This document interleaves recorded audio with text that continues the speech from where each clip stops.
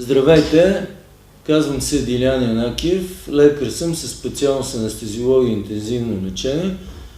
В момента съм началник на съответното отделение анестезиология и интензивно лечение в болница Шейново и ще използвам случая с съдействието на Фемина клуб да ви покажа условията, при които се осъществява оперативното родоразрешение, т.е.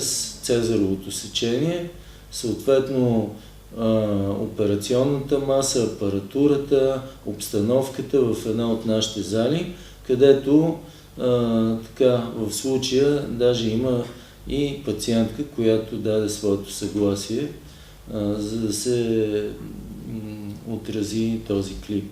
Тя е в ясно съзнание при използването на тези видове регионална техника. Айде, заповядайте да покажа.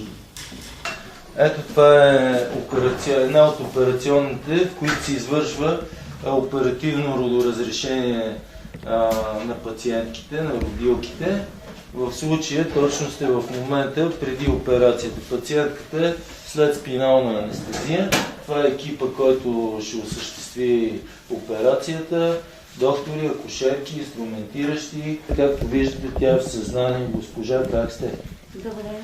Тя е в съзнание. Така ще бъде през цялата операция, за да се спазват нормите на стерилност и на етичност. Тук се слага един параван, тя няма да бъде свидетел на това, което се прави, няма и да усеща нищо. Единствено ще види ефекта от своята бременност, едно прекрасно бебе.